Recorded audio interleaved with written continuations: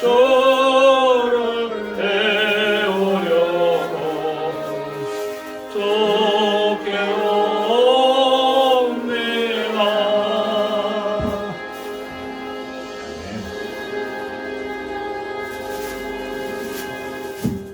337장 전해드립니다. 337장.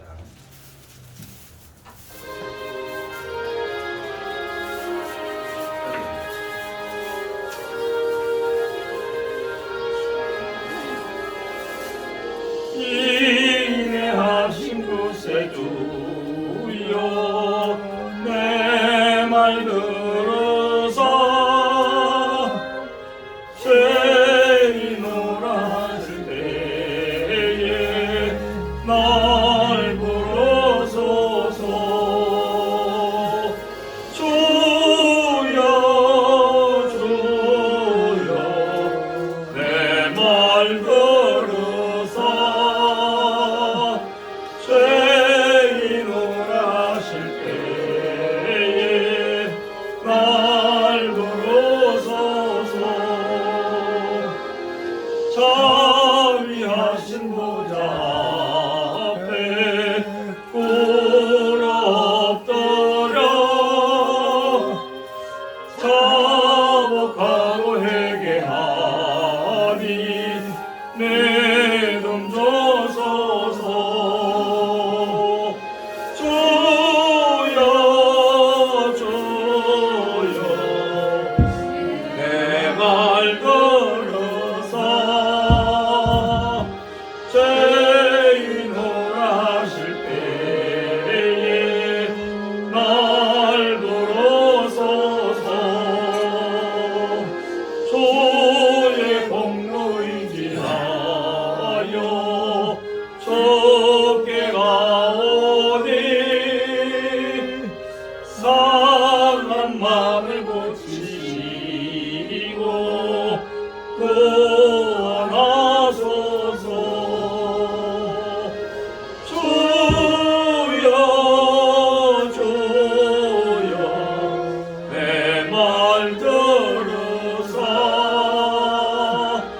죄인오라 하실 때에 날 부르소서. 왕복은 예수시여 위로하소서. 우리 주와 같으시니 어디 있을까. 주여 주여 내 말 들으사 죄인오라 하실 때에 날 부르소서.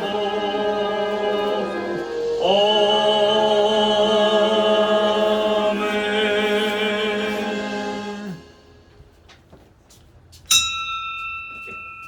기도 긴 글을 주세요.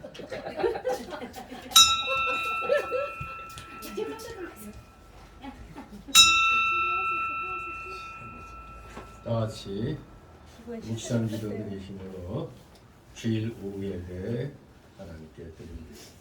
다 같이 묵도 드립니다.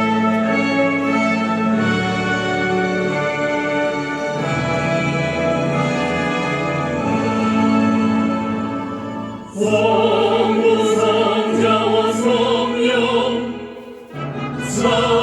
찬송과 영광 돌려보내세.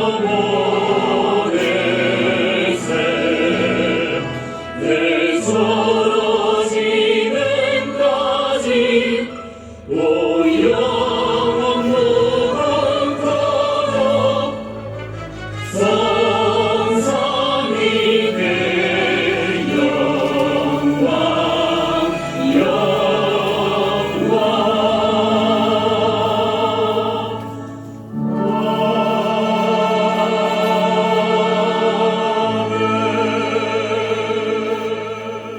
동이 서에서 먼 것 같이 우리 죄가를 우리에게서 멀리 옮기셨으며 아비가 자식을 불쌍히 여긴 같이 여호와께서 자기를 경외하는 자를 불쌍히 여기시느니라. 다 같이 사도신경으로 신앙고백 하나님께 드립니다. 전능하사 천지를 만드신 하나님 아버지를 내가 믿사오며 그의 아들 우리 주 예수 그리스도를 믿사오니 이는 성령으로 잉태하사 동정녀 마리아에게 가지고 본디오 빌라도에게 고난을 받으사 십자가에 못 박혀 죽으시고 장사한 지 사흘 만에 죽은 자 가운데서 다시 살아나시며 하늘에 오르사 전능하신 하나님 우편에 앉아 계시다가 저리로서 산자와 죽은 자를 심판하러 오시리라. 성령 안에 믿사오며 거룩한 공예와 성도가 서로 교통하는 것과 죄를 사하여 주시는 것과 몸이 다시 사는 것과 영원히 사는 것을 믿사옵나이다. 아멘. 찬송가 185장 부르시고 이 시간을 위해서 김규란 주사님 기도 인도하십니다. 185장 뭐가 아프지? 잘못 적은 거예요? 네. 네, 185장 부르시고 이 시간을 위해 김규란 주사님 기도 인도하십니다. 185장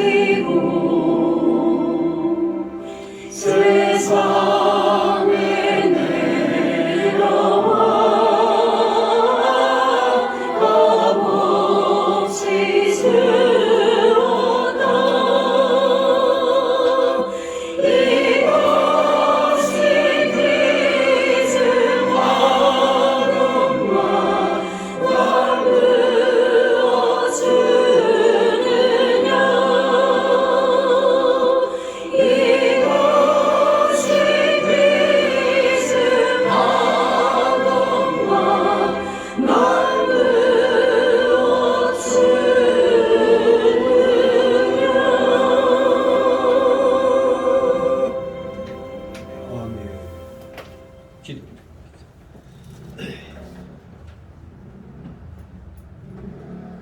하나님 아버지 감사를 드립니다.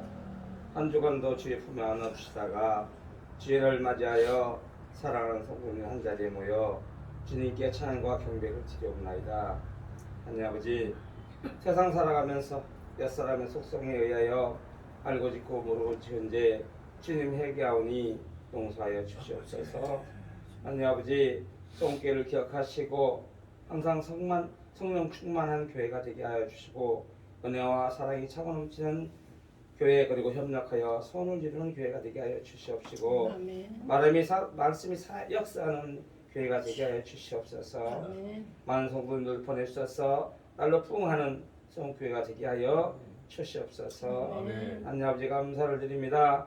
오전에 오후에는 에스겔서 4장 1절로 17절 이스라엘의 족속에게 징계가 되리라는 제목으로 말씀을 배우고자 하오니 성령님께서 함께하여 주셔서 깨달은 영을 주셔서 깨닫게 하여 주셔서 진정으로 하나님께 영광 돌려주시도록 아버지 은혜 내주시옵소서. 단위에 세우신 주의 종을 기억하시고 항상 건강을 찾도록 주님 보호하여 주시옵시고 영적으로 주님 전에 크게 쓰임받을 수 있도록 은혜 내려 주시옵소서. 말씀 전하실 때에 인간적인 면은 뒤로 가려 주시옵시고 진리의 말씀만을 선포하여 주시옵소서. 이 모든 말씀 우리 주 예수 그리스도 감사하며 기도드렸나이다. 아멘.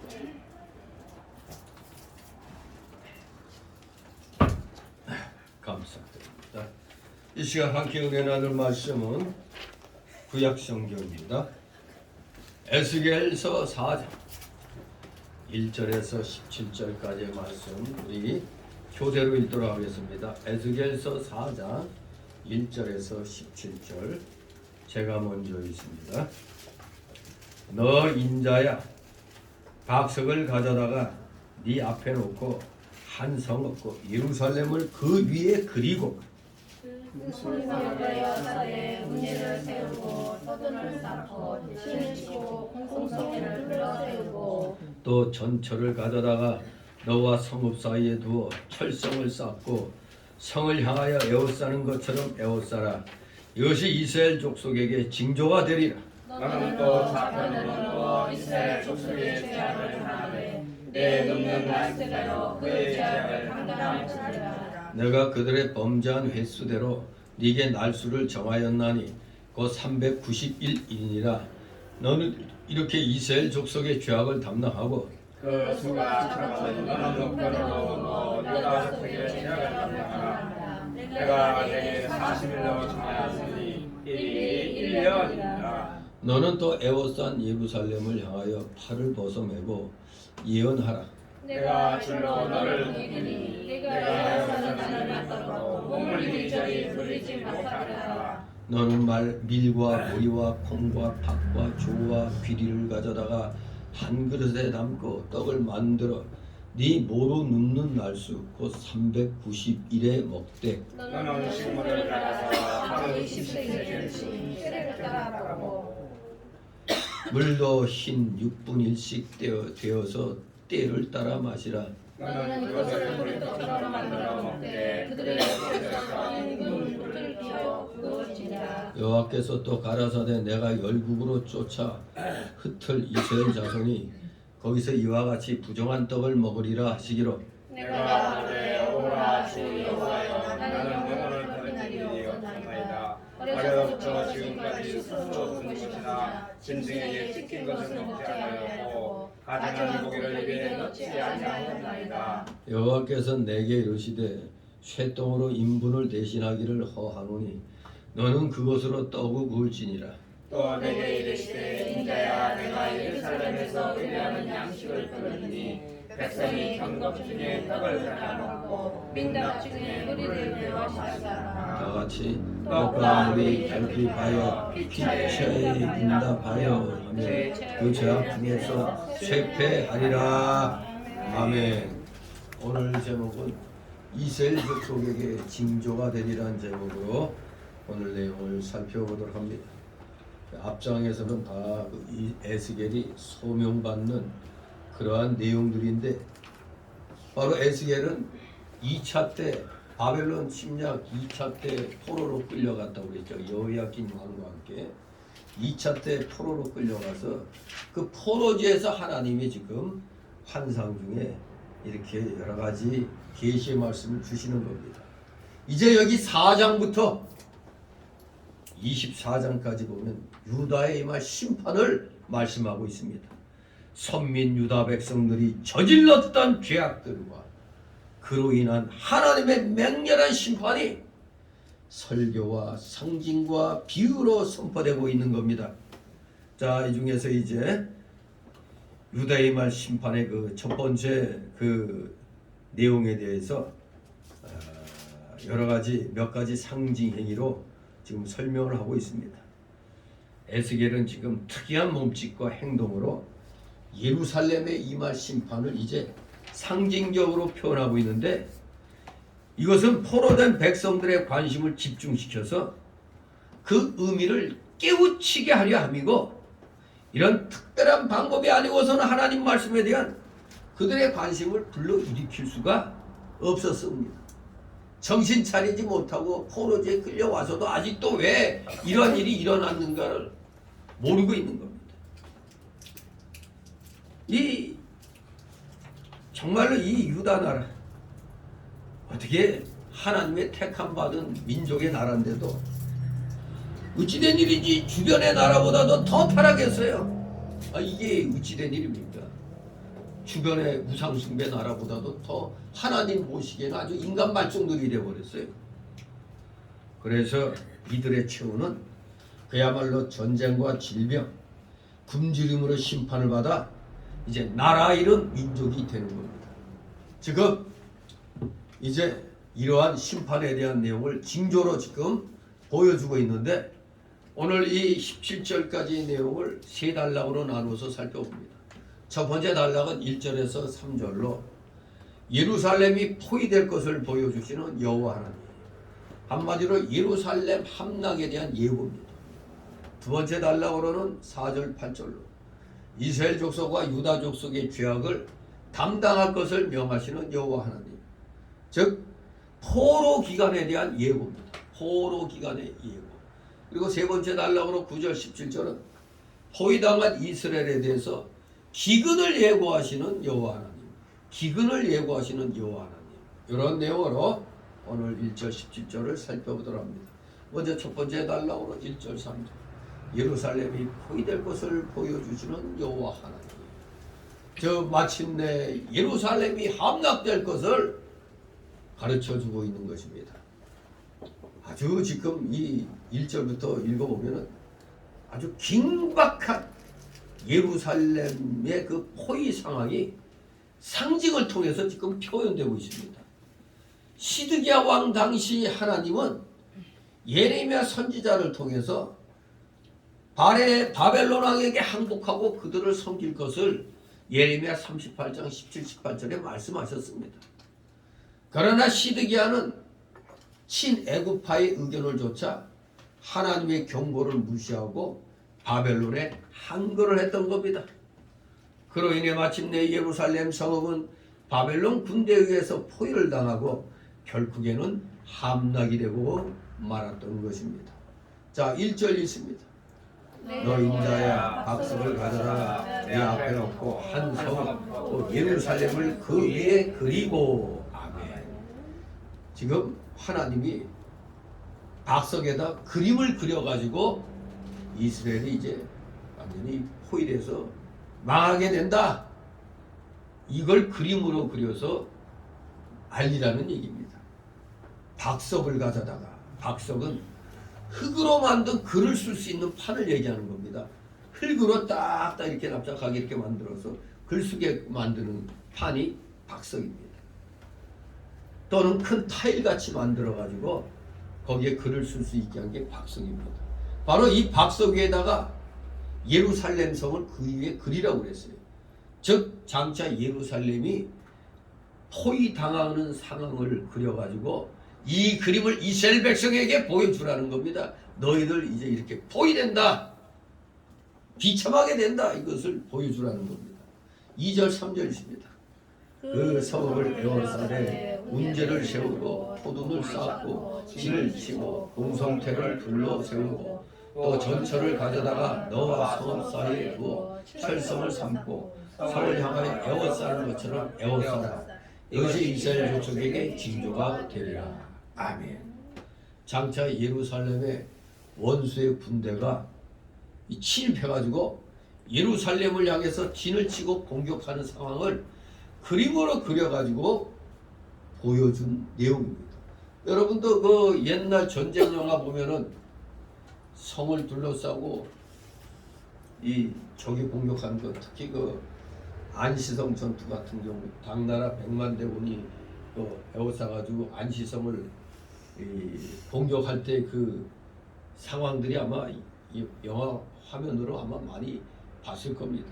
그것을 상상해가지고 그걸 머리에 떠올리면서 이 내용을 보면 쉽게 이해가 돼요.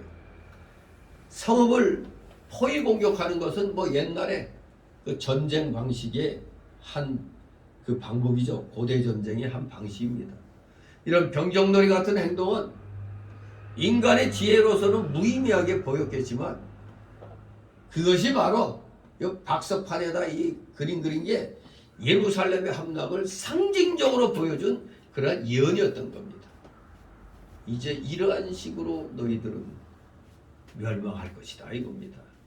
그런데 그림을 보니까 저는 이걸 이렇게 읽어보면서 그 영화의 그 장면들이 떠올라요. 왜냐? 운제를 세웠다. 물론 망대를 의미하기도 합니다만 그 적의 성벽을 기어오를 때 사다리들 막 걸치잖아요. 그러면 거기에 사다리 기어오르면은 위에서는 그 기어오르는 적을 향해서 그냥 뜨거운 기름을 붓거나 그냥 돌로 던지거나 그러면서 막 싸우는 거 많이 봤을 겁니다. 바로 성을 함락시키는 데 쓰는 사다리와 같은 도구를 가리키기도 하고 또 조금 떨어져서 망대 세워가지고 그 망대에서 또 그냥 막 활 쏘고 하는 뭐 그런 걸 가리키기도 합니다. 그럼 투두는 뭐냐? 성벽 위에 적을 공격하기 위해서 만든 흙으로 쌓은 작은 언덕입니다. 당나라가 보구려 공격할 때 성의 높이까지 흙을 쌓았어요. 흙을 쌓아가지고 거의 대등하게 이렇게 만들었습니다. 바로 그런 식으로 지금 아이가 예루살렘이 거의 그냥 함락 직전인 겁니다.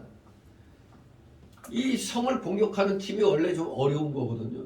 근데 성 높이하고 똑같이 흙을 쌓아가지고 아니 뭐 이거 뭐 이제 곧 무너지는 거죠.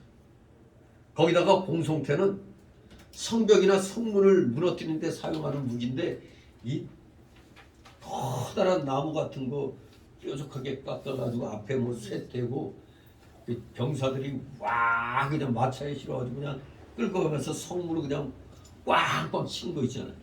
그게 공성태입니다. 공성태. 지금 예루살렘 성이 진짜 무너지기 일보 직전이에요. 거기다가 누가 전철로 뭐 너와 성읍 사이에 두어 철성을 삼으라고 그랬는데 전철은 원래 뭐냐면은 떡이나 전병을 굽는 넓적한 철판이에요. 철판. 즉 그 철판을 예루살렘 성과 에스겔 선지자 사이에 세워가지고 성벽을 만들려고 했는데 그 이유가 있습니다. 즉 바벨론 군대가 예루살렘 백성들이 즉 이스라엘 백성들이 도망하지 못하도록 그야말로 완전히 그냥 궁지에 몰린 그냥 그 생쥐꼴로 만들어 놓는 겁니다. 빠져나갈 데 없는 사면 초과 같이 그렇게 도망하지 못하도록 철벽을 쌓게 될 것을 지금 가르쳐 주기 위해서 이 에스겔 선지자로 하여금 그걸 그림을 그리고 거기에다가 너하고 예루살렘 사이에 그냥 성벽같이 이렇게 만들려고 했습니다. 그것은 바로 이스라엘 백성이 죄로 인하여 하나님과 막혀있기 때문에 하나님의 심판을 받게 될 것을 모형적으로 보여주어서 회개해야 될 것이다. 이것을 경고하는 겁니다. 하나님께서 말씀을 전해주실 때 마음이 강팍하여 듣지 않으면 바로 하나님의 심판이 오게 되어 있는 겁니다. 이 이스라엘 백성들 많은 선지자를 통해서 계속해서 회개를 일깨워 주었건만 회개하지 않은 결과 이제 적의 공격에 멸망당하게 됐습니다. 이걸 보면서 우리도 우리나라 형편을 생각해야 돼. 그렇게 올바른 말을 해줘도 이 빨갱이들 말만 듣고 있잖아요. 이 여당이란 놈들이. 그러니까 국민의 힘이 아니라 국힘당이라고 하잖아요. 국민의 진당.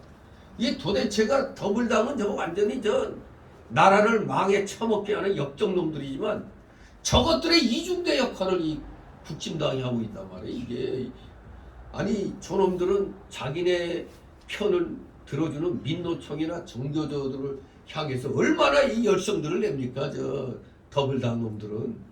근데 이 국힘당 놈들은 어떻게 된 게 자기들을 도와주겠다고 하는 애국 세력을 내치고 있어. 이 좌파들이 만들어 놓은 그 프레임에 짜여가지고 아니 태호 의원이나 김재원 의원이 올바른 말 했는데 좌파들의 프레임에서 어긋난 거라고 징계하겠다니 이거 저거 미친놈들 아닙니까? 저거 국힘당 놈들은. 이 대한민국 국민들만 불쌍하게 됐어요. 도대체 진정한 대통령을 돕는 여당이 없다는 거예요. 와 진짜 기가 막힌 거예요 진짜. 어떻게 이런 일이 일어나고 있어요 이거 어떻게. 적들은 자기네 편이면 잘못된 거 알면서도 쉴드쳐주고 있잖아요. 그냥 막 이렇게 방어해주고 그러는데 이놈이 이 우파에 속해 있다는 것들은 어떻게 요 모양 요 꼴인지. 그 전에 어느 대학 교수가 이때까지 우리나라 대한민국 건국되고 지금까지 그 우파와 좌파의 비율을 52대 48로 보고 있어요. 52대 48. 우파는 아무리 그거 해도 52%, 좌파는 아무리 발버둥 쳐도 48%. 결국에는 우파가 항상 이기게 돼 있대요 우리나라는. 그런데 왜 지느냐 이겁니다. 왜 지는 일이 생기느냐? 우파는 후보자 나오면 이놈저놈 다 기어나와. 근데 좌파는 널프니 그냥 한두 명밖에 안 나와. 이러니 이 표가 갈라지고 질 수밖에 없는 거죠 이게. 그런데 저 북진단 저것들이 지금 정신 못 차리고 자기들을 도와주겠다는 애국 세력을 내치고 있으니 이거 그 정신 나간 거 아니에요 이거. 전 이게 답답해요. 성경 말씀을 보면서 어떻게 선지자들이 그렇게 얘기해도 우이독경 마이독풍 같이 그냥 듣는 둥 마는 둥 하는 이스라엘 백성하고 우리나라 이 국민들 의식부죠. 맨날 저 엉터리 뉴스만 해대는 저 공영방송이니 저 TV만 보고 그게 맞는 줄 알고 있으니까. 지금 깨어있는 사람들은 노인네들도 유튜브 보고 정보를 분석하고 있어요. 근데 멍청한 인간들은 텔레비 뉴스만 보고 이거 나쁜 놈들이네 이러고 있어요 그냥. 좌파가 만들어놓은 프레임이 다 넘어가고 있어요. 근데 지금 올라오면서도 저 총에서 만든 달력을 딱 보고 한숨이 저절로 나온 게 4월 3일 날에 무슨 4.3 희생자 추념일이라고 이제 공식적으로 나온 모양이에요. 4.3 희생자 추념일. 이 국민들이 역사의식이 없어갖고 무슨 뭐 정권에 의해서 희생된 것 같잖아. 4.3 희생자 추념일. 저 공산폭동에 의해서 양민들은 어쩔 수 없이 그 사이에서 진압 과정에서 희생된 거거든요. 4.3 저거 공산폭동입니다. 공산폭동. 그런데 저걸 4.3 희생자 추념일이라고 그러니까 정권 차원에서 이승만 정권이 저렇게 한 줄로 생각하잖아요.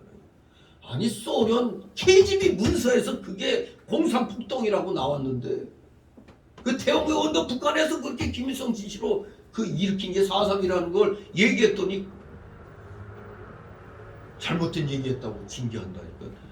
뭐 이런 진짜 이런 자들이 정치계에 있는 정치하는 나라에 살고 있는 우리나라 백성들 정말 너무 불쌍한 거예요.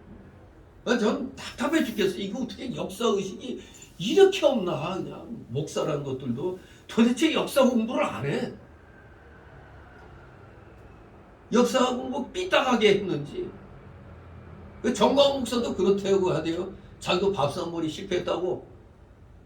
자기 딸들 아들 이렇게 이 국내에 있을 때 외국의 그 교회 그 목사 장로들이 와서 정광훈 목사 사는 거 보고 이 애들은 자기네가 책임지고 교육시키겠다고 미국 데려갔다는 거예요.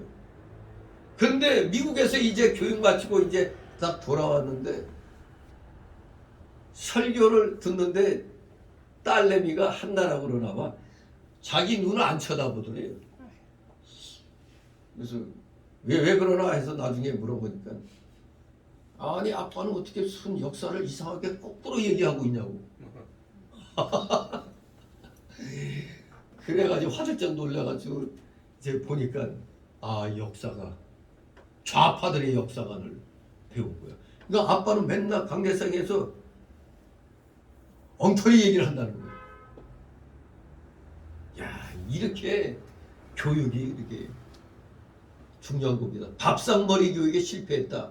근데 저는 밥상머리 교육에서 실패한 것 같지는 않아요. 우리 애들이 이제 뭐 학교에서 뭐 얘기 들으면 문자와 전화, 그 지금 선생님이 이렇게 얘기하는데 이게 맞는 것 틀리냐. 그 좌파를 얘기하고 빨갱이 새끼들 얘기하네. 그렇게 바로 얘기해 주는데 밥 먹을 때도 항상 제가 그 얘기 많이 하거든요. 그러니까 밥상머리에서 그걸 얘기 안 해준 집안의 자녀들은 그냥 좌교가 돼버리는 거예요. 나중에 정광훈 목사가 이 딸내미가 하도 그래가지고 화가 나가지고 너 다른 교회 나가라고 그랬대. 다른 교회 나가라고 그랬더니 나가지는 않고 버티기 있으면서 이 학교 가서도 아빠 때문에 창피해서 자기 아빠가 정광훈 목사라고 얘기도 못하겠대. 왜 아빠는 어떻게 했길래 맨날 빤스 목사냐고. 그런 말. 참, 이 뭐든지 좌파들이 한 대목만 딸랑 띄어다가 얘기하니까 그런 거거든요. 전체 맥락에서 그런 얘기가 농담 비슷하게 어떻게 우스갯소리 같이 나올 수도 있고 하는 건데 문맥은 그냥 생각 안 하고 그냥 그것만 딱. 좌파들은 원래 그걸 잘하거든. 저도 내 설교를 딱 하면 좌파들은 거기에서 뭐 하나 딱딱 끊어갖고 목사가 되게 무식하다. 그렇게 공격할 겁니다. 그러다가 정광훈 목사가 쓴 이승만 박사의 뭐더라? 이승만의 책이 있어요.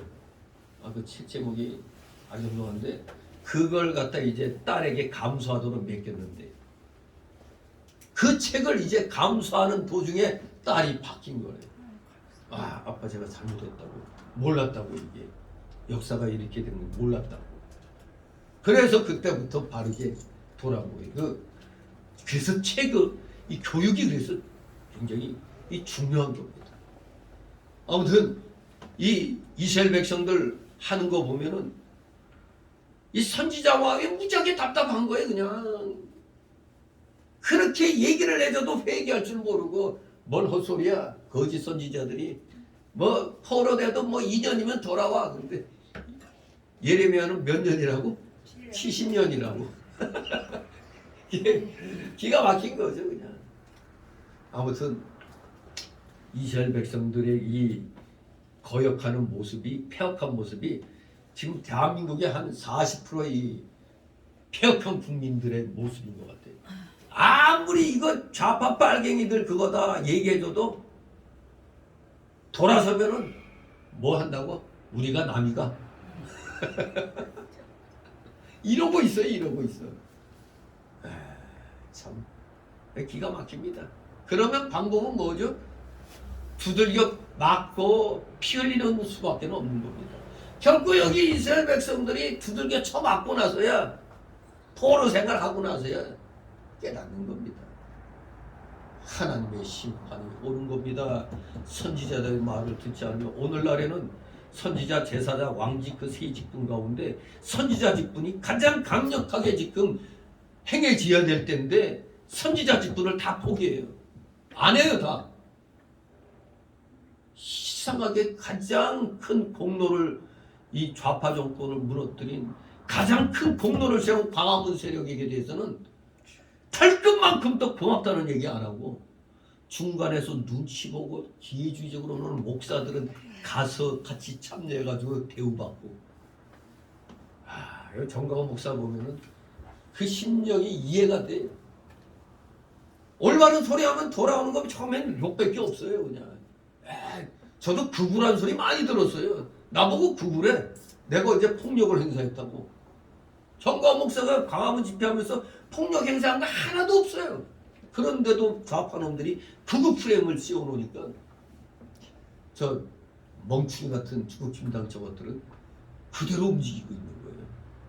공천권 빼앗기면 안 되니까 정광훈 목사를 쳐내는 겁니다. 가장 큰 공로를 세운 자는 무시해버리고 저러니 저들이 안 망할 수가 있겠어요? 안타까운 겁니다. 저것들 저 상태로 못 갈 거예요. 저거 김기현이 저 체제로는 갈 수가 없을 겁니다.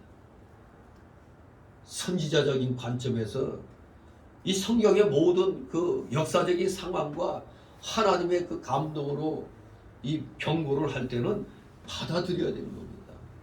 생각을 해야 되죠. 생각을 해야 되는데 말로는 다 장로래. 근데 그 장로가 속한 교회가 목사가 알고 봤더니 멍충이 목사더만. 앞뒤가 안 맞는 소리에 되는 목사야. 그런 게 또 합동적 총회장 했다고 또 거들먹거리고. 도대체가 이게 목사가 돼가지고 이 돈만 쳐바르면 뭐 장짜리 하나 주니까. 참 여러분 뭐 총회장 한다고 할 거 하나도 없어요. 돈만 많으면 돈 갖다 푸면 됩니다. 그냥 기가 막힌 거죠 그냥. 근데 그런 거 가지고 홈잡고 있으면서 정말로 긴박한 상황에 해야 될 얘기는 안 하고 싹 꼬리 내리고 다른 소리 하다가 상황이 좋아지니까 마치 그럴 때 딱 나와서 우리는 하나님께 얼마나 열심히 기도했는데 하고 또 이런 식으로 나오는 겁니다. 악한 자들입니다.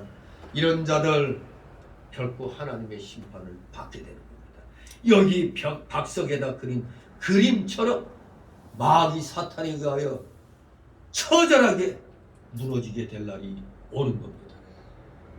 이렇게 말을 안 듣던 예루살렘 백성들, 하나님 백성들 이제는 멸망을 코앞에 두고 있는 겁니다. 두 번째 단락으로 4절 8절 멸망당하여 이제 포로로 끌려가게 된 포로 기간에 대한 예고입니다.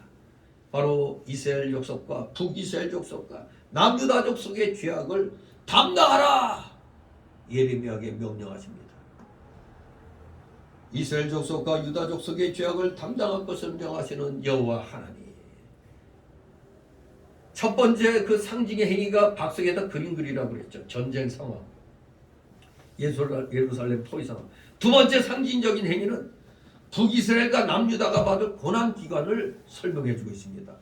선지자 에스겔이 좌우로 눕는 요 상징적인 이걸 가지고 포로 기간을 설명하는 겁니다.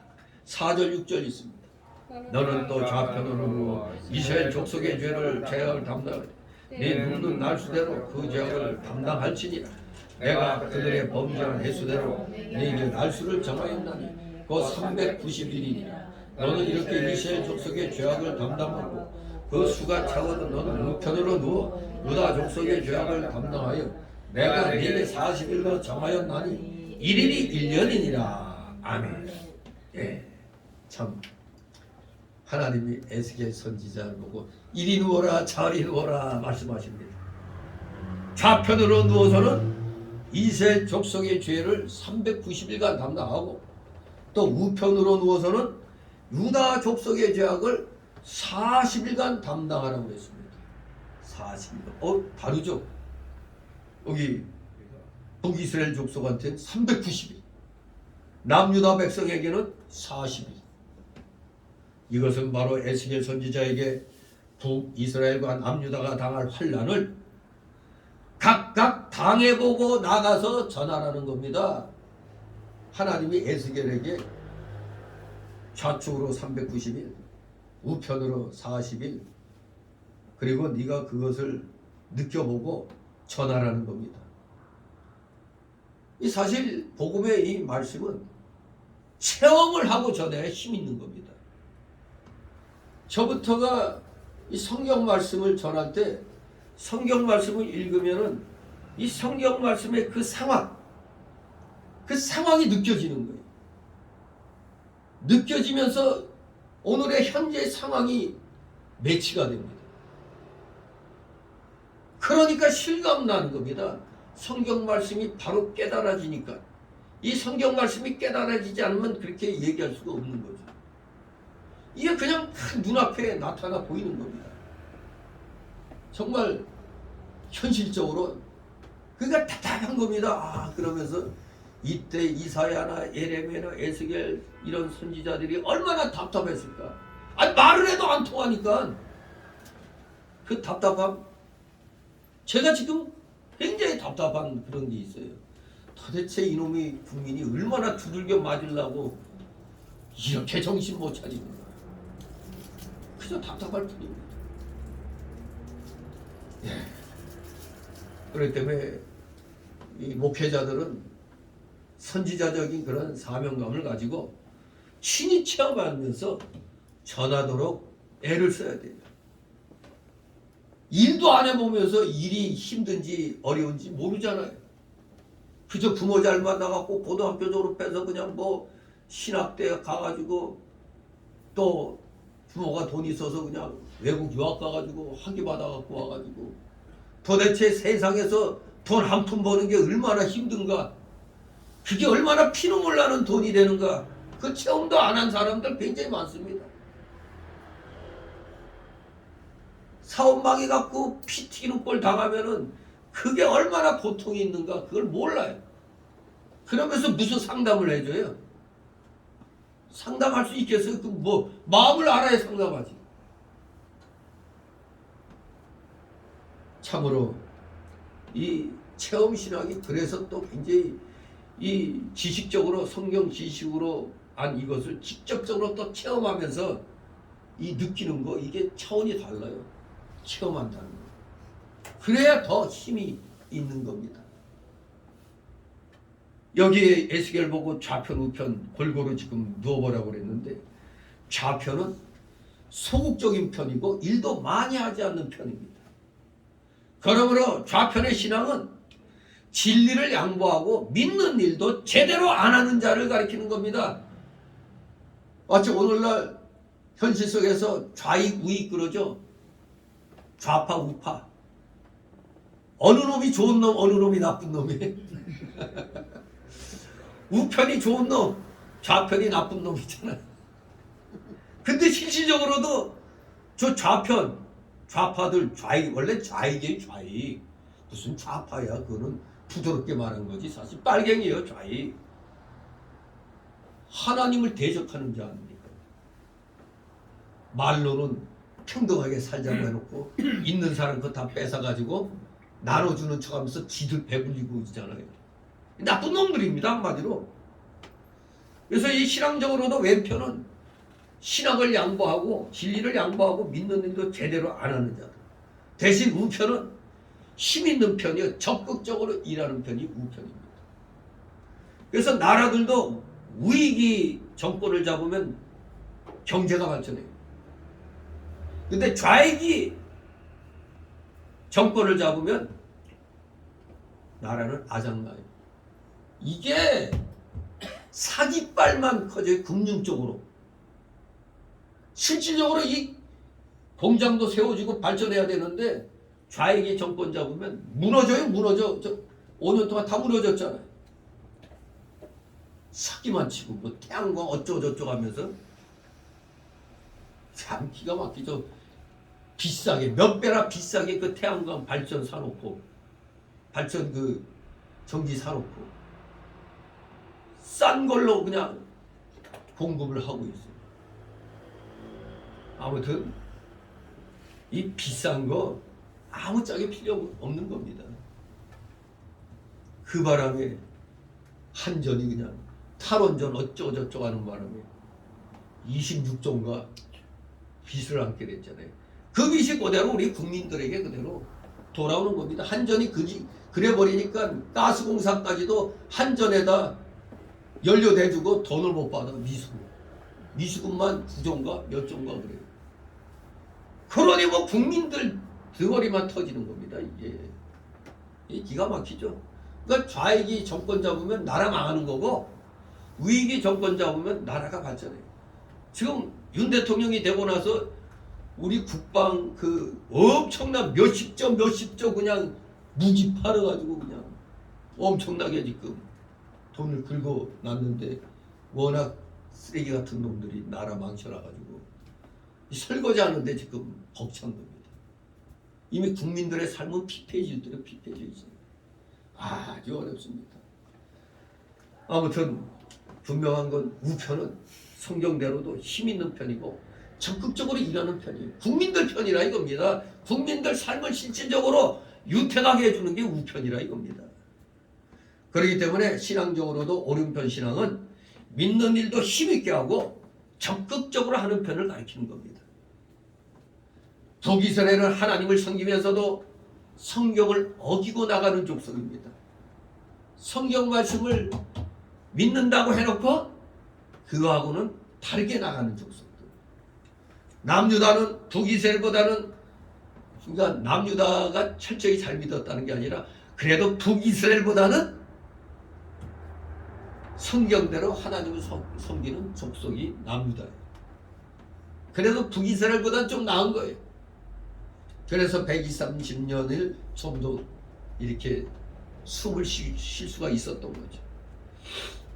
오늘날도 우리 성도가 성경 말씀 지키고 모든 환난을 달게 받으며 믿는 일을 해 나간다면 오른편에서는 신자가 되는 겁니다. 그러나 성경 말씀을 지키지 않으면서 쉽게 믿는 자는 왼편에 서는 자가 되는 겁니다. 예수님이 표현한 말씀대로 한다면은 넓은 길로 가겠다는 편에 선 자들입니다. 좁은 길로 가겠다고 선 자들이 우편에 속한 신자가 되는 겁니다. 자, 그런데 여기서 좌편으로는 몇십 일 누워 있으라고? 바로 390일도. 사실 이스라엘 백성이 40년 동안 광야 생활한 것과 애굽에서 400년간 종살이한 것 등을 보아가지고 4라는 숫자는 고난의 숫자로서 400일은 완전한 고난의 기간을 가리킵니다. 영적으로 볼 때 400일 하면은 완전한 고난의 기간인데 390일이라고 그랬어요. 그러므로 고난을 다 담당하려면 400일을 담당해야 되는데 하필 390일만 옆으로 좌측으로 누워 있으랬어. 390일은 400일에서 며칠 부족해요? 12일이 부족하죠. 10일을 뺀 날수입니다. 바로 이 10일은 영적으로 볼 때 남은 고난의 숫자인데 우리 믿음 지키는 성도들이 받는 그 환난의 기간을 가리키는 겁니다. 믿음 지키는 성도들이 받는 환난의 기간. 다니엘서 1장 12절에 보면 청하오니 당신의 종들을 열흘 동안 시험하여 채식을 주어 먹게 하고 물을 주어 마시게 한 후에라고 말씀하고 있습니다. 그러므로 390일의 고난은 믿음을 지키기 위하여 받는 10일만을 제한 날수입니다. 믿음을 지키기 위해서 받는 10일만을 제한 날수. 남유다 백성들은 비교적 하나님을 말씀대로 섬겼으므로 40일의 고난을 다 받았습니다. 그러나 북이스라엘 백성들은 성경을 어기고 하나님을 섬겼기 때문에 성경을 지키면서 믿는 사람들이 받는 10일 환난을 받지 않은 겁니다. 10일 환난, 이게 중요한 겁니다. 이거 다 받아야 되는데 오늘날에도 하나님을 쉽게 섬기려고 하는 자들은 북이스라엘 백성처럼 10일 환난은 쏙 빼놓고 앙코는 빼놓고 껍데기만 열심히 먹는 거랑 똑같아요. 10일 환난을 빼놓고 신앙생활 하는 자들입니다. 겉껍데기 신앙생활. 우리 성도는 열흘 환난을 통과해야 비로소 생명력이 있는 신앙이 생기고 생명의 면류관을 받게 되는 겁니다. 금이 불 속에서 단련을 받아야 정금이 되잖아요. 쇠가 불 속에서 단련을 받아야 단단한 쇠가 되듯이 우리 성도도 예수님의 고난에 참여하여야 예수님의 부활의 권능에 참여하게 되는 겁니다. 성경 말씀대로 믿음을 지키며 고난을 통과해야 믿음의 광채가 나는 것입니다. 그런데 여기 1일이 1년이라고 했어요. 1년. 하루가 1년. 그러니까 390일이면 390년, 40일이면 40년, 합치면 430년. 그래서 이 주석가들은, 대부분의 주석가들은 이 390을 90년으로 390년, 즉 북이스라엘이 담당해야 할 형벌의 날이 390년, 1일이 1년이라고 했으니까 남유다가 담당해야 할 형벌의 날은 40년, 따라서 합치면 430년이라는 기간이 성립됩니다. 그래서 혹자는 애굽에서의 430년간 종살이한 역사적 사실에 근거해가지고 그것은 이스라엘이 애굽에서처럼 바벨론에서도 고통스러운 포로 생활을 하게 될 것에 대한 상징적인 숫자다, 이렇게 얘기하기도 합니다. 그러나 그것은 일부의 그렇게 주석가들이고, 대부분의 주석가들은 이 430년 기간을 북이스라엘이 여로보암에 의하여 분열된 때로부터 이스라엘이 바벨론으로부터 귀환하게 될 때까지의 약 390여 년과 남유다 왕국이 멸망한 때부터 역시 이스라엘의 귀환 때까지 약 40년 기간을 합한 것으로 보고 있습니다. 그래서 430년. 바로 이것이 우리에게 주는 의미는, 하나님이 일정 기간을 정해주셨다는 것은 성도들에 대한 하나님의 심판이 영원한 파멸이 아니고, 이 기간을 정해주셨다는 건 영원한 파멸이 아니고 심판을 통해 죄의 회개와 새로운 믿음 안에서의 성결함을 위한 연단이라는 사실을 우리가 알아야 되는 겁니다. 진실로 이렇게 주석가들의 해석대로 하면은 딱 430년, 포로지에서 이제 돌아올 때까지 기간이 되는데, 우리는 이러한 해석보다는 좀 전에 그 영적으로 해석하는 거예요. 영적인 의미의 해석이 보다도 우리에게 와 닿는 겁니다. 완전한 고난의 숫자인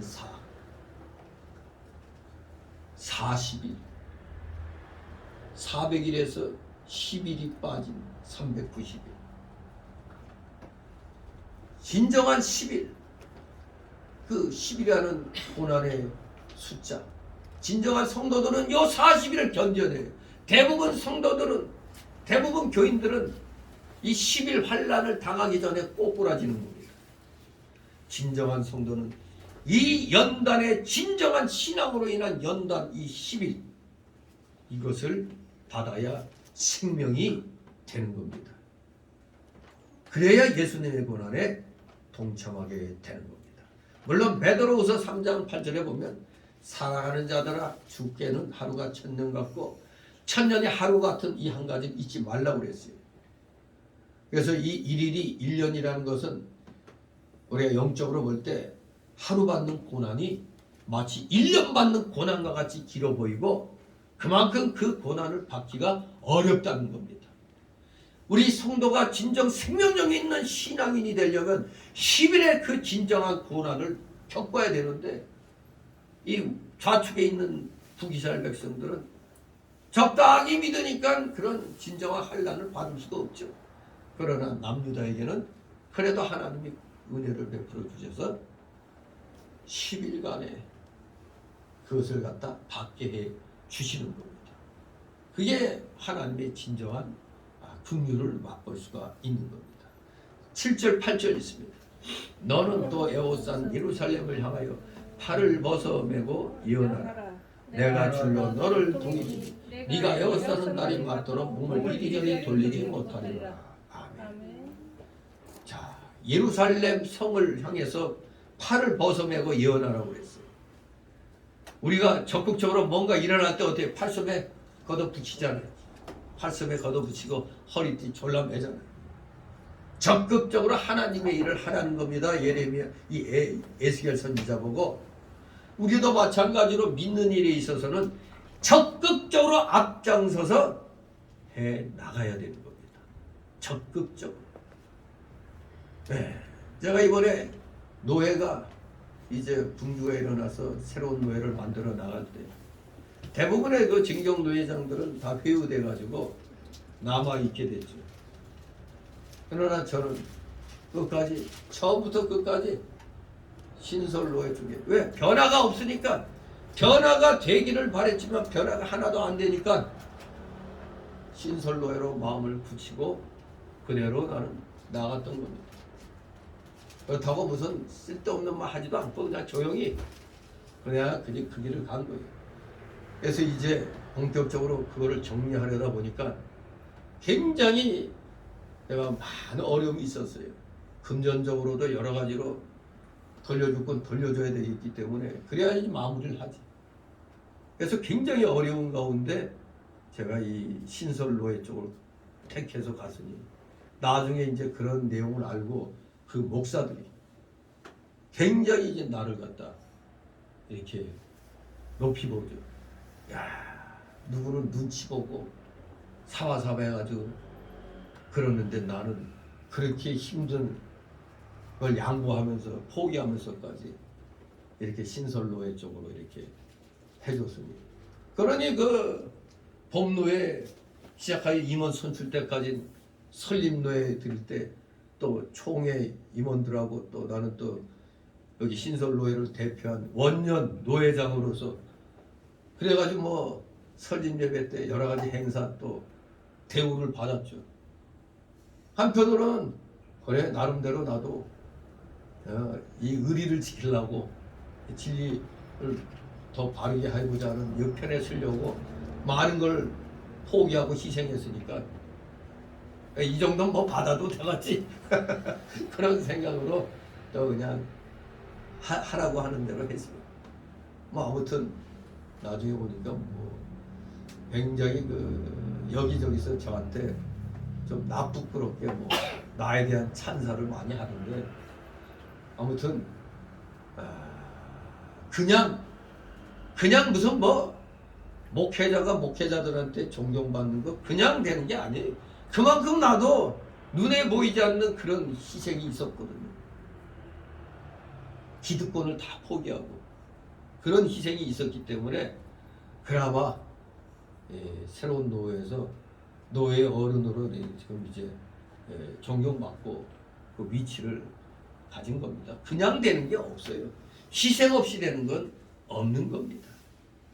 진실로 적극적으로 이게 옳다 하면은 이게 진리에 어긋나지 않는다면 밀고 나가야 되는 겁니다. 밀어붙이는 거. 그러니까 누가 문자를 보냈더라고요. 증경노 회장으로서 그렇게 회유가 많았을 텐데도 꿋꿋이 진리 편에 서서 우리 편에 서준 거 정말로 감사합니다고 존경합니다고 이렇게 이제 문자가 왔더라고요. 아무튼 옳다 생각하면 손해되는 일이 있어도 적극적으로 앞장서서 해 나가야 되는 겁니다. 아무튼 제가 이번에 1인 유격을 맡아가지고 아주 좀 잡소리 나는 건 내가 바로바로 끊어버리고 그냥 불러버렸어요. 그냥 뭐 그냥 쩌렁쩌렁하게 그냥 딱 끊어버리니 뭐 아무 소리 안 들리는 거예요. 그냥 쫙쫙쫙 그냥 가면 야시고 부하면 아니하시고 그냥 쫙쫙 그냥 나가서 바로 임원 선출로 그냥 이것도 추대하는 걸로 해가지고 추대하시라고 나는 그 후에 사임합니다. 이제 그게 이제 끝내고 바톤을 이제 넘겨줬죠. 그때 추대를 했을 때 내가 자 모두 뭐 무슨 동의제청 그런 거 필요 없어. 신솔로에서 그런 게 어딨어. 그냥 박수로 환영합시다. 그냥 글도 딱 내버리고 그대로 그냥 바톤 터치하면서 노획이 인계해주고 이렇게 이제 마무리를 지었죠. 예. 아무튼 일을 하려고 할 때는 확실하게 매듭을 지어줘야 뭔가 이 포가 나도 포가 나는 겁니다. 자 이렇게 에스겔 선지자 하나님 말씀대로 팔을 걷어붙이고 적극적으로 나섰습니다. 그랬더니 이게 웬일입니까? 하나님이 에스겔을 줄로 동여맨다고 그랬어요. 줄로 너를 동일이니 지금 하나님이 선지자를 고통스러운 상태로 계속 유지시키는 그런 초자연적인 하나님의 속박입니다. 이것은 예루살렘의 파멸이 거역할 수 없는 하나님의 징계이며 유다 백성들은 그 징계를 결단코 피하지 못할 것이라는 사실을 상징하는 겁니다. 정말로 선지자는 괴로운 것입니다. 하나님 말씀대로 하는 것도 괴로운데 이걸 가지고 백성이 깨달으면 모르겠는데 도리어 백성들은 삿돼지라고 욕하겠죠. 이미 에스겔서 3장 25절에 원수들이 에스겔을 동요했었습니다. 그런데 여기서 또다시 원수들이 아니고 이제는 하나님이 자기를 동요매신다는 겁니다.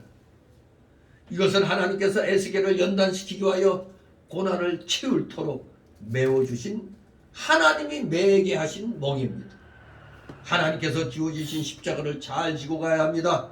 또한 이것은 예루살렘의 파멸이 거역할 수 없는 하나님의 징계라는 사실. 유다 백성들은 그 징계를 결단코 피하지 못할 것이라는 사실을 거듭거듭 상징해두고 있는 겁니다. 마지막 세 번째 단락으로 9절 17절 포위당한 이스라엘에 대해 기근을 예고하는 여호와 하나님. 먹고 살기 어렵습니다. 이제 기근까지 예고를 합니다. 이 9절 17절은 이스라엘이 포위당해가지고 이스라엘 백성들이 극소량의 물과 부정한 떡을 놀라 떨면서 먹을 거라는 사실을 상징적으로 표현했습니다. 다시 말해서 그들은 편리한 음식을 구하지 못해갖고 극단적인 기근에 허덕이게 될 것이고 또 이방인 중에 포로로 끌려가 부정한 떡을 먹게 될 거라는 그런 예언의 말씀입니다. 자, 9절 11절 있습니다. 너는 밀과 보리와 콩과 팥과 조와 비빔을 가져다 한 그릇에 담고 떡을 만들어 네 모로 눕는 날수 그 390일에 먹되 너는 식물을 따라서 하루 20세겔 일식대를 따라 먹고 물도 흰 6분 1식 되어서 때를 따라 마시라. 아멘. 북이스라엘 족속의 죄를 담당하는 390일 동안은 밀, 보리, 콩, 팥, 조, 귀리를 섞은 잡곡밥을 먹긴 먹되 하루 20세겔씩만 달아서 먹으라는 겁니다. 하루 20세겔씩만.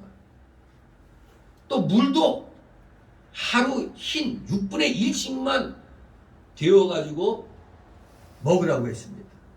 20세겔은 228g입니다. 228g. 1kg의 4분의 1 정도밖에 안 되죠. 5분의 1 정도. 그걸 하루에 먹는 거예요. 하루에. 요 220g만. 흰 6분의 1은 0.6리터예요. 0.6리터. 저기 2리터 물이 있는데 절반이면 1리터인데 거기에 절반.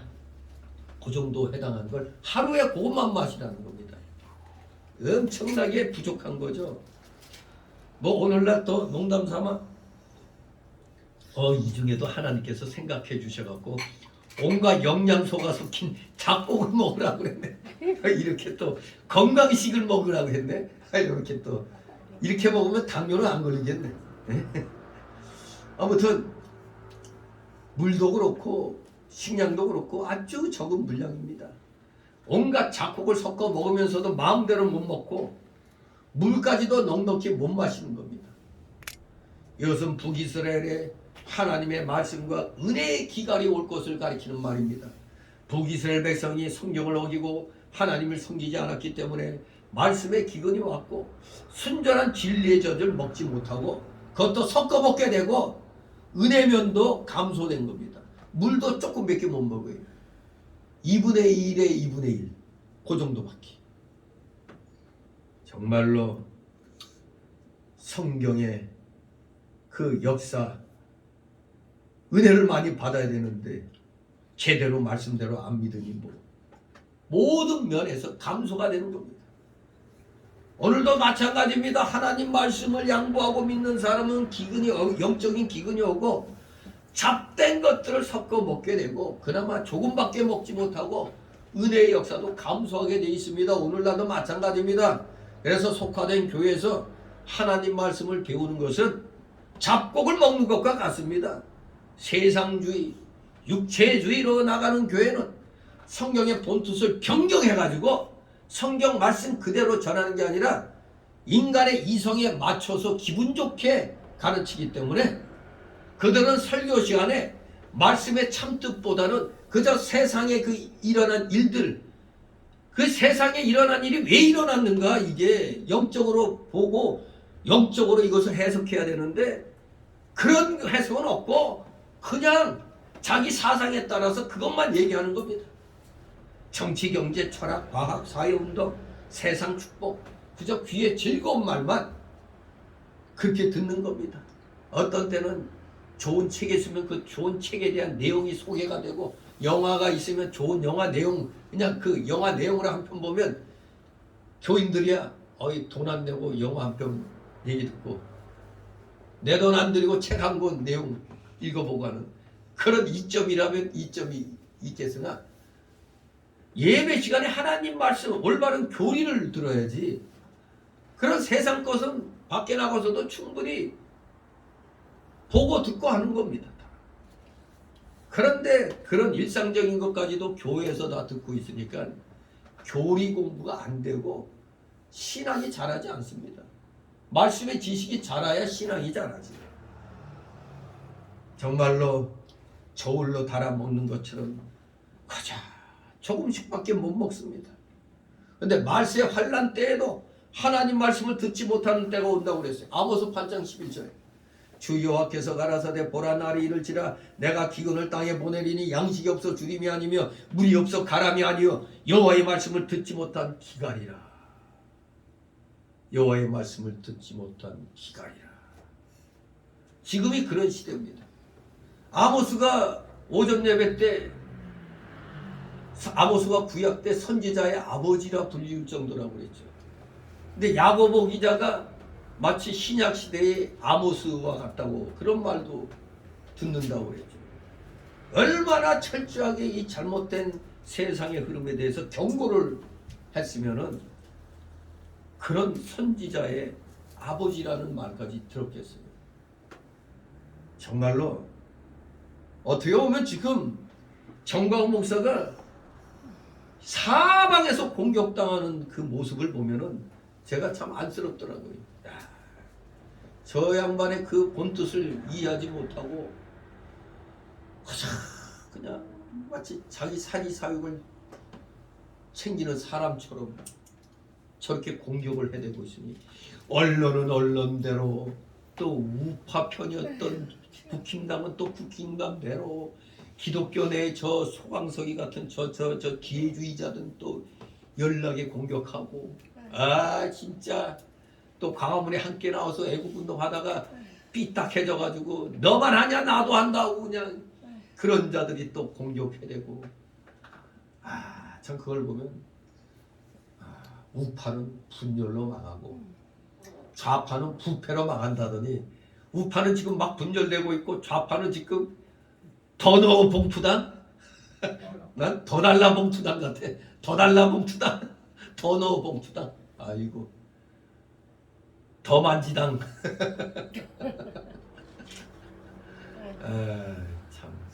참 정말로 우파는 우파대로 맞아 떨어지고 좌파는 좌파대로 맞아 떨어지죠. 좌파는 부패해서 망한다고 그랬고 우파는 분열해서 망한다고 그랬는데, 아 지금 이게 양쪽에서 다 일어나고 있어요. 지금 국민들만 불쌍하게 됐습니다. 이럴 때 목회자들이 정신 바짝 차려서 성경 말씀을 바로 가르쳐야 됩니다. 이번에 때 시찰에 인원들 그렇게 막 이제 지역별로 막 이렇게 막 나눠놨는데, 아 여기저기서 전화 오는 거예요. 왜 나를 갖다 다른 데로 보내냐는데 이렇게. 또 어떤 목사는 또 다른 목사 통해서 저한테 연락 오는데, 아 목사님이 시찰장인데 아니면 안 나간다고. 나를 여기 이제 수도 시찰이 중부 시찰로 이름을 바꿨어요. 지역으로 이제 하기 때문에. 그러니까 배 목사님이 시찰장으로 있는데 아니면 안 간다고. 아이 뭐 다 똑같이. 그러니까 아 목사님 말씀이 너무 좋아서 난 딴 데 안 간다고. 뭐 이러는 거예요 그 목사님들이. 그러니까 어떻게 아이 빨리 서기 목사한테 전화해서 촬영 나가기 전에 바꾸라고. 아무튼 이 사람 저 사람 이거 다 뭐 맞춰주는 게 어렵잖아요. 아무튼 뭐 굳이 내 그래서 임원회 때 절대 여기 아니면 못 가겠다고 버티는 사람들 활복 자살할 마음으로 그런 말 하라고. 활복 자살하겠다면 바꿔주겠다고. 뭐 그렇게 이제 하는데 아무튼 참 이 목사들도 보면은 자기 마음에 드는 곳에 가려고 애를 써요 그냥. 그래도 목사들도 그런데 교인들은 오죽하겠습니까? 교인들도 마찬가지죠. 그러니까 광화문으로 사랑제일교회로 갈급하니까 가는 겁니다. 시대의 흐름을 파악지 못하는 목사가 무슨 목사입니까 이게. 시대의 흐름을 읽을지 모르면 목사가 아닙니다. 왜? 목사는 예언적인 그러한 능력을 갖춰야 되는 거예요.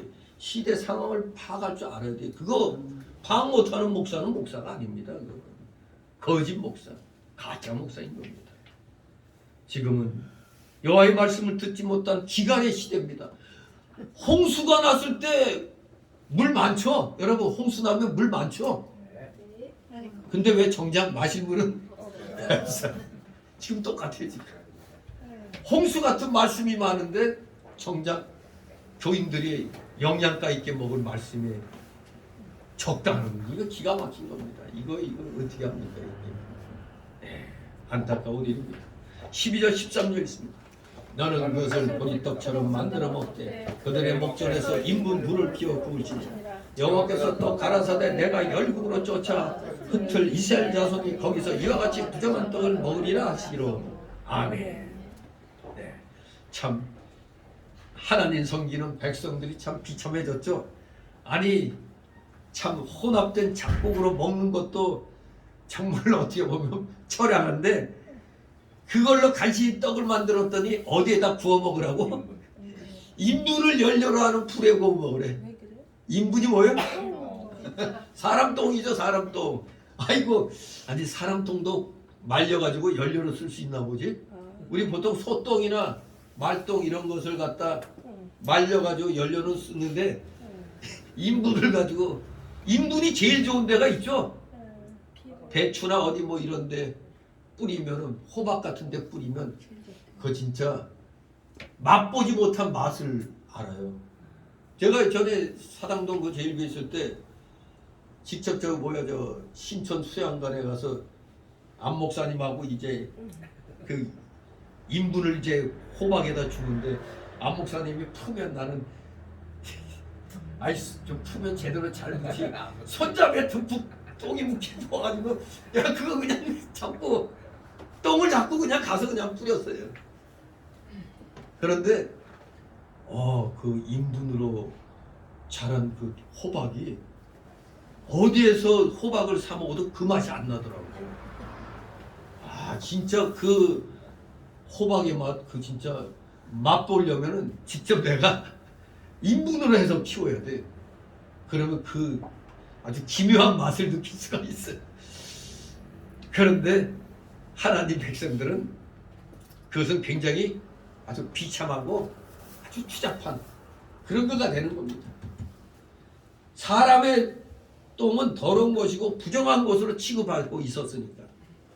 그래서 열국에 흩어진 이스라엘 백성이 바로 이제 너희들은 부정한 떡을 먹게 된다는 그런 상징적인 표현입니다. 이것은 바로 우리 성도들이 세상과 타협하고 세상과 더불어 먹고 마신다는 의미로 인분의 불을 구워 먹으라. 인분 불에 너희들 먹을 걸 먹으라는 얘기입니다. 세상 것에 왕창 혼합돼 가지고 세상과 더불어 산다는 겁니다. 빌립보서 3장 8절에 사도 바울이 과거에 모든 자랑하던 것, 세상적인 것, 육체적인 것을 뭐로 여겼다고? 배설물로 여겼다고 그랬어요. 인분으로 배설물로 여겼어요. 다같이 14절 15절 내가 가로되 오라 주 여호와여 나는 영혼을 더럽힌 일이 없었나이다. 어려서부터 지금까지 스스로 죽은 것이나 짐승에게 찢긴 것을 먹지 못하였고 가증한 고기를 입에 넣지 아니하였나이다. 여호와께서 내게 이르시되 쇠똥으로 인분을 대신하기를 하오니 너는 그것으로 떡을 구울지니라. 아멘. 인분불에 떡을 구워 먹으면 생각만 해도 좀 그거 하죠? 거시기해 버려 그 생각만 해도. 그런 까닭에 에스겔은 아이 하나님 그래도 그렇지 말입니다 하면서 오라 주여와여 나는 영혼을 더럽힌 일이 없었나이다 하고 하나님 앞에 하소연 합니다. 그랬더니 하나님이 그래? 그러면 쇠똥으로 인분을 대신하라. 똥은 똥인데 쇠똥이요. 소고기 소가 똥 가지고 인분을 대신하게 해줬습니다. 바로 이것을 환난 가운데서 하나님께서 긍휼을 베풀어 주신 겁니다. 하나님은 성도를 이 세상에 그냥 버려두시지 않습니다. 아주 버려두지 않습니다. 마태복음 24장 21절 22절에 환난을 감해주지 않으면 육체를 가진 사람이 하나도 구원받지 못하겠기 때문에 환난을 감해준다고 마태복음 24장 21절 22절에 말씀한 겁니다. 그래서 우리가 그 요한계시록에서 환난 때 전 3년반 후 3년반 할 때 그게 바로 그 나를 감해주신다는 그런 의미로 피난처 보호초로 피하도록 해주신다는 겁니다. 그게 환난의 나를 감해준다는 표현입니다. 아무튼 환난 가운데서도 하나님께서 긍휼을 베풀어 건져주신다는 건 정말로 복 중의 복입니다. 영혼이라는 히브리어는 네페시죠. 네페시. 헬라어는 뭐였죠? 영혼은 푸뉴마였죠. 푸뉴마. 영혼, 생명, 목숨, 사람을 의미합니다. 여기서는 사람의 의미로 에스겔 자신을 가리킵니다. 여기는 내 영혼을 더럽힌 일이 없었나이다 할 때 이 영혼은 바로 에스겔 자신입니다. 사람의 의미로 영혼을 더럽힌 일이 없다는 것은 자신을 사람 자체를 더럽힌 일이 없다는 그런 뜻입니다. 16, 17절 또 내게 이르시되 인자야 내가 예루살렘에서 의뢰하는 양식을 끊으리니 백성이 광역 중에 떡을 갈아먹고 민답 중에 물을 데워 마시다가 떡과 물이 결핍하여 피차에 민납하여 하며 그 죄악 중에서 쇠퇴하리라. 아멘. 이제 포위된 예루살렘 거민들이 최악의 상태로 급락하여 궁핍하고 쇠퇴할 모습이 여기에 그려져 있습니다. 정말 곧 죽어가는 가운데서도 일단은 먹겠다고 참 비참하죠. 그 잠깐이라도 더 살기 위해서 먹는 겁니다. 참 기가 막히죠. 하나님을 의뢰해 나가야 되는데 이런 급박한 상황에서도 여호와를 의뢰하지 않고 양식을 의지하고 나갑니다. 그러면 하나님께서 그것을 갖다 이사야 3장 1절에 보니까 그것도 다 끊어버린다고 그랬어요. 나를 의지하지 않는다면. 말세에는 영적 양식이 핍절해지고 영적 생수가 다 말라서 하나님의 말씀을 찾기가 힘들 때가 됩니다. 지금이 수많은 주석들, 수많은 설교책들이 그렇게 많이 있습니다. 아예 1년치 설교를 파는 데도 있어요. 그거 얼마에 주고 파는지 모르겠는데 아니 사상이 맞아야지 그걸 또 사든가 말든가 하지. 근데 보면은 개혁주의, 이 칼빈주의 신학에 의한 설교는 많지가 않은 것 같아요. 개혁주의, 칼빈주의 신학에 맞아야 되는 겁니다. 그게 안 맞으면 안 되는 겁니다. 이번에 이 교육자 회장, 초대 교육자 회장으로 나보고 계속 하라고 그러고 내가 하는 줄 알고 있었다는데 그냥 저 인천의 그 최기성 목사에게 맡기라고. 그러니까 모두 다 반대하는 거예요. 왜? 왜 그 양반은 신학을 순복음에서 해서 해가지고 순복음주의적인 신앙이야. 삼분설에다가 또 침례에다가. 근데 장로교에 왔으면 장로교 신앙을 따라야지. 그 여러 가지로 또 심리학을 또 이렇게 하다 보니까 목사들이 안 맞는다고, 교육자 회장 안 된다고 그러는데, 아니 나하고 노 회장이 잘 그거 컨트롤할 테니까 그냥 세우자고.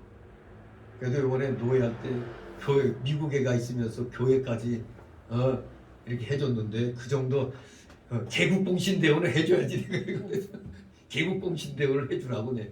그래가지고 이제 초대 이제 그 교육자 회장직을 이제 맡겼는데 이 우리가 뭐 같은 뭐 진경회장이고 뭐 하더라도 나하고 강창훈 목사가 대한신학대학원대학교 저희 석수동 거기서 교수할 때 그 양반은 학생이었어. 그래서 졸업할 때 우리한테 사은회까지 해줬는데 이제는 뭐 같이 나이가 많아도 뭐 늦게 공부했으니까 사실 엄밀히 따지면 스승과 제자 사이예요. 그래서 뭐 처음부터 내가 어떻게 취하느냐에 따라서 나를 따르겠다고 그래가지고 그래서 이제 둘이 남게 된 거예요. 진경로 회장이 신설노예로.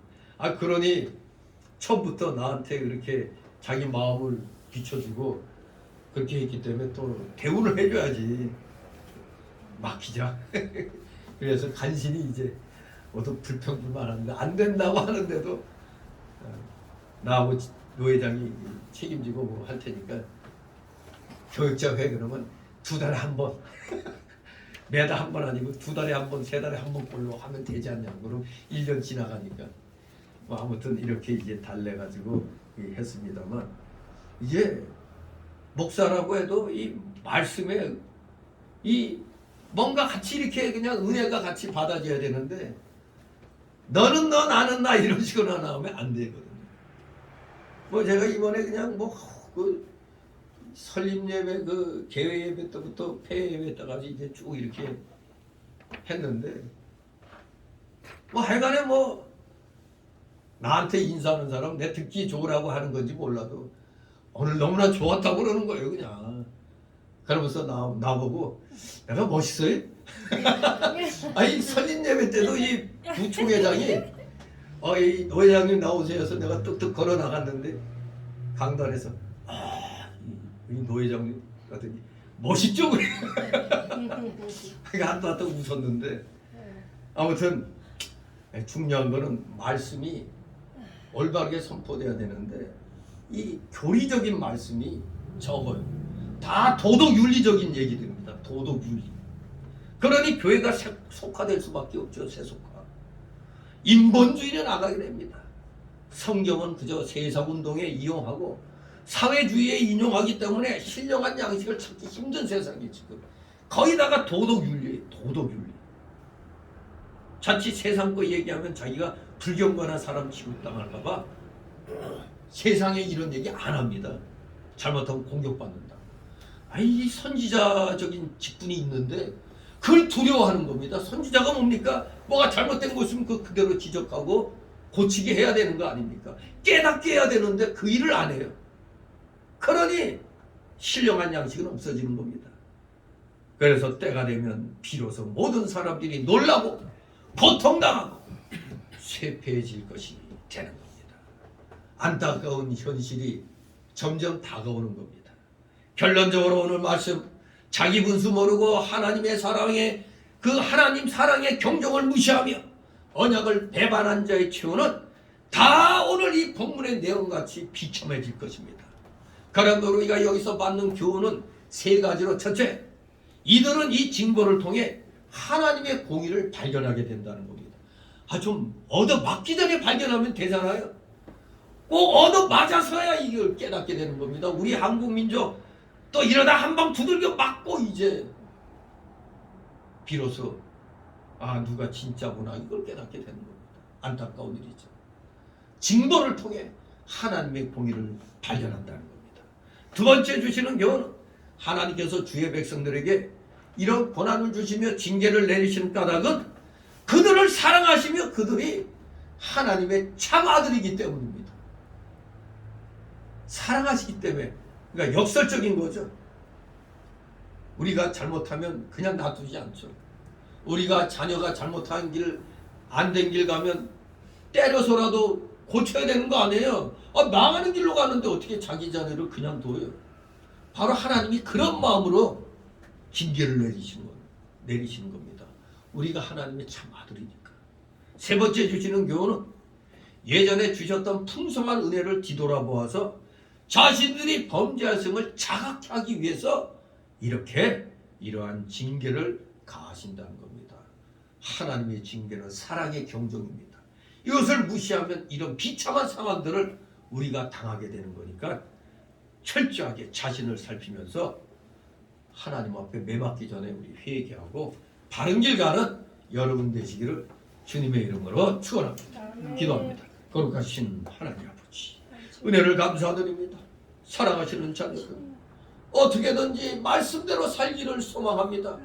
저희가 말씀 지식이 부족해서 잘못된 길을 간다면 또 하나님은 은혜 가운데 깨닫게 해주시지만, 우리가 알면서 옆길로 갈 때는 가차없는 하나님의 무서운 진노를 받는다는 걸 깨닫고, 어떠한 상황에서도 우리는 성경이 지시한 대로 바른 길 가려고 서로 위로하고 격려하고 권면하면서 절대 옆길로 빠지지 아니하도록 철저히 성경적으로 나아가는 우리 사랑하시는 자녀들 다 되어서 하나님이 주시는 귀한 복들을 남김없이 받아 누리는 자들 다 되게 하여 주시옵소서. 감사드리며 예수 그리스도 이름으로 기도드리옵나이다. 아멘.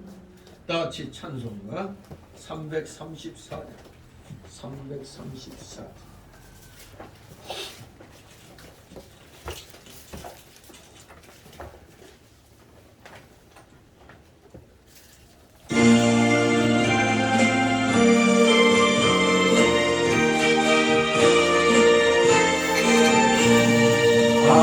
아버지여 내 죄인을 용납하여 주시고 예수님의 이름으로 구원하여 주소서.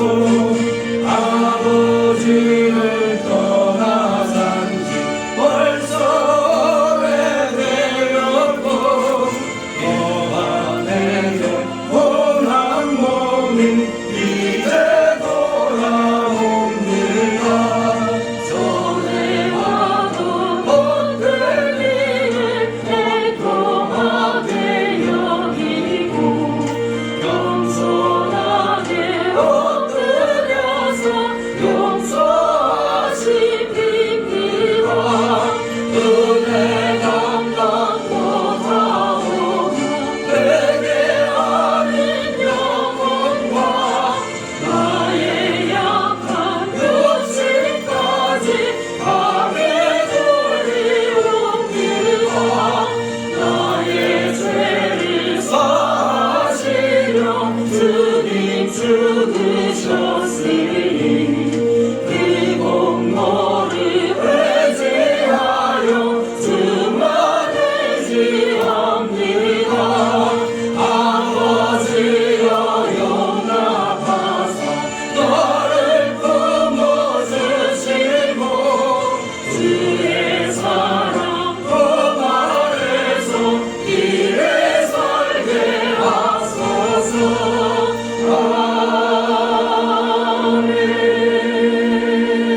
아멘. 주기도문으로 마칩니다. 하늘에 계신 우리 아버지, 이름이 거룩히 받으시오며 나라의 마옵시며 뜻이 하늘에서 이룬 것 같이 땅에서도 이루어지이다. 오늘날 우리에게 일용할 양식을 주옵시고 우리가 우리에게 죄 지은 자를 사해 준 것 같이 우리 죄를 사하여 주옵시고 우리를 시험에 들게 하지 마옵시고 다만 악에서 구하옵소서. 내게 나라와 권세와 영광이 아버지께 영원히 있사옵나이다. 아멘.